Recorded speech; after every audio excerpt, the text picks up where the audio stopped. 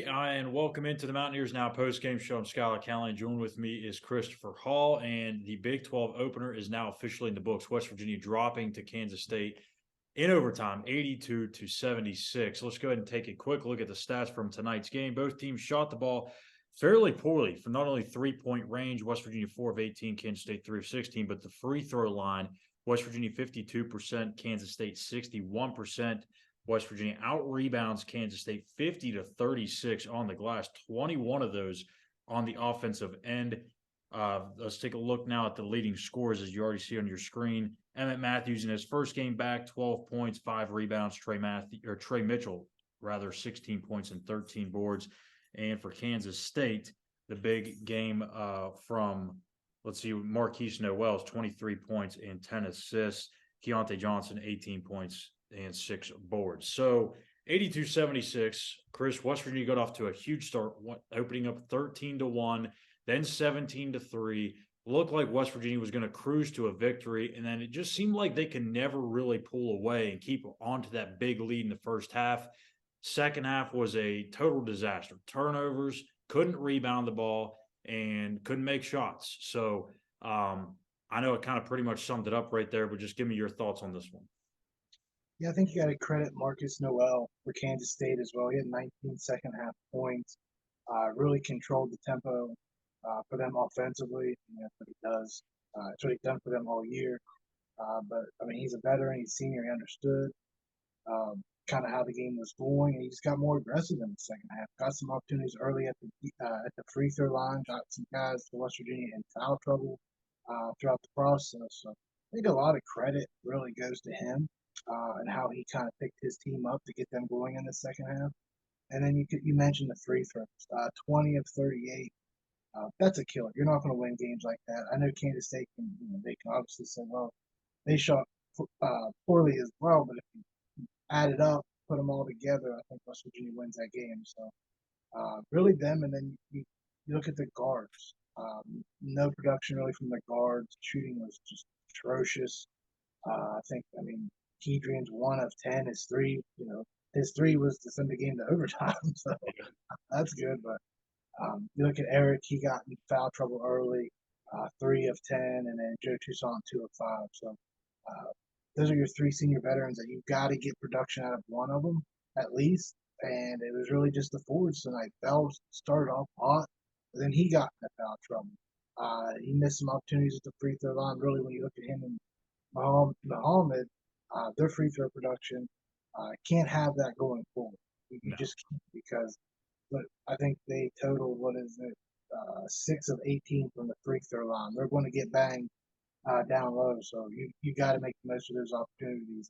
Bell's been pretty good at free throw line. Just I don't know what it is. Maybe Kip Kissinger being there is kind of playing the same way as Xavier. They made their free throws at Xavier, but man, it's one of those nights where a list of things that you didn't want to go wrong, went wrong.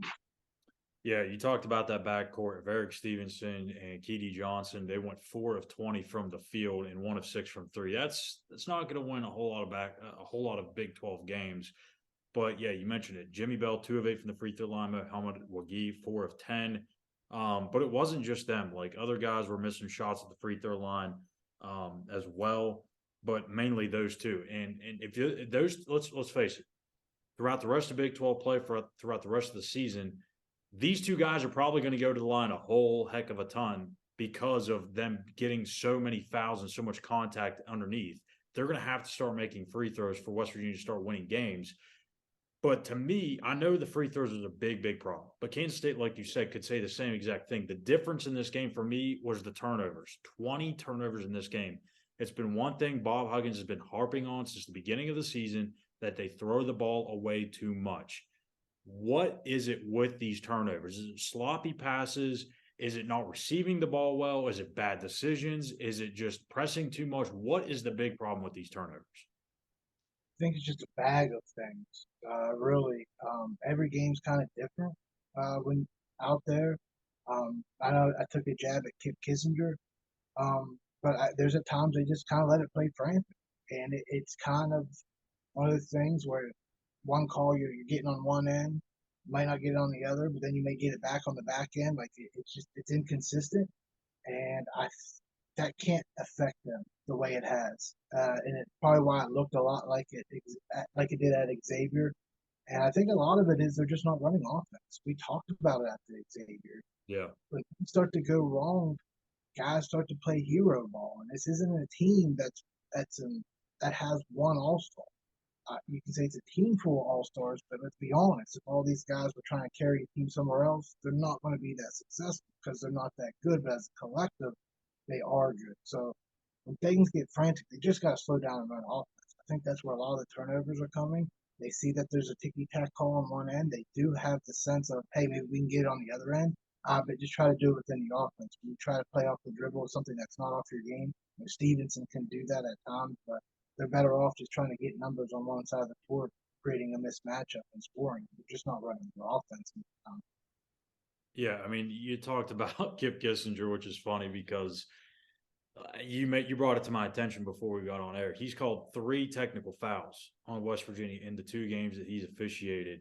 I don't know if he's only officiated 2 games, but the 2 big But games, definitely those 2. Xavier in Kansas State, that I know he's officiated, he's called 3 technical fouls on West Virginia, none on the other team. It just brought to my attention because I noticed every single time there's players get in each other's face or there's a little altercation, he steps in front of the West Virginia player. I didn't see him talk to Kansas State. I'm not saying he didn't. I wasn't there, but I noticed these things where it's just like, all right, like, what's the deal here? Like Steven back at the contact technical or whatever it was, they were trying to rationalize it on TV that it was after the play, but he was shooting free throw. Like it just didn't make sense. So there's little things that you kind of notice. And I'm not saying that it's a conspiracy, but he does call games a certain way, and it's been noticeable the last 2 games. Today, they could have stopped that with just by making their free throw. But yeah, taking care of the ball could definitely add to that and just run the offense. But today, he didn't even do that; just make free throws. And it, you can't have 20 turnovers. You can't shoot 56% from free throw line and expect to win, especially in the Big 12. There's no nights off. Um, there's too many veterans for that to happen. For to let an official bother them, whether you think it's unfair or not, and I don't think that's the case. Just looks that way at times, but they've got to make free throws and just relax. I saw Ruoff tonight a lot jump off the bench, tell him to huddle up, tell him to relax. He's been in those situations. Who knows? So really, that's what it is. It's early. You don't want to start to panic because we've seen it twice now where they've had a lead on the road and lost. Um, Yeah. it's Oklahoma State. They just lost a heartbreaker at Kansas today, so they're obviously going to be reeling to get a win on Tuesday as well. So it's not going to get any easier. So take care of the ball, and make free throws. Well, I don't want to harp on the officiating too much because, again, obviously this was a game that they could have ultimately won if they just made free throws, kept better care of the basketball. But talk about that one foul on Eric Stevenson, which draw flagrant one, which I don't understand how it was a flagrant, but how big of a foul was that considering he ended up fouling out of the game later on? It's huge because he got taken out of the game there too. That was his 3rd foul. Needed him. They started to make a run there towards the end of the second half because of it. Started applying pressure on West Virginia, getting a little bit of momentum, even though they're down 11. It was big. Um, I don't think they called. I don't think what they called it was correctly. If you want to say he got hit in the head, then that's fine. We've seen much bigger, Incidental contact. much bigger egregious hits to the head that was looked far more egregious than that. But again, you can't allow that didn't lose them the game. Did it hurt them? Yes. They have other guys. They got Keaton. They got Tucson in there. So, and plus Seth plays very well. To me, this reminds me of Selden Jefferson. That's an old name from the '90s. So there was plenty of opportunities without Stevenson, and there's going to be games where he's going to get in foul trouble. It's going to happen again. There's going to be games where he may get banged up and they have to set out a game or two. They got to figure out. I think Kobe is still in his head a little bit, overthinking it. Got to get some maybe a little bit more productive minutes out of him. Also, just make again. I think if you're looking for a recipe of West Virginia to lose, this was it. The guards didn't produce, turnover and turned the ball over, a lot of sloppy turnovers, and didn't make free throws. So it's not something that we've seen. But again, I think it triggers a lot when it's the second, the last tough game they played with Xavier, and it's almost like identical uh, in this game. So just kind of hold your breath, I guess is all you can say, and hope that's not the norm here on out, because it does get kind of gut wrenching. Yeah, lastly, before we get out of here, I do want to get your opinion on this because it's just one game, but there was a lot that you could probably learn from this game. What did you learn about this team tonight? And should there be any sort of panic at all within the fan base after just one game? No, I thought at Xavier they folded. I don't think they ever recovered once they went down. They just never fully recovered. Today they did. Even though they were missing shots, things weren't going well, they didn't fold like they did at Xavier. So I think that's really the only thing. It's progress. Next time they'll win. Yeah, it's not even that it wasn't like a last year fold either, because it wasn't finger pointing at one another. It was almost exasperated from what was going on around with Kip and everything else, like some of the calls that was not going. They kept battling. Um, and again, if you just focus, run your offense, make free throws, everything else fall into place. Maybe a better learning experience. Then again, maybe not. But Kip's going to be around. You know how it is. You know it's going to get frantic there in the second half. It's not going to be consistent on both ends of the floor. No one's going to get. You'll probably get a technical. The other team probably won't. That's probably the favorable that they'll get.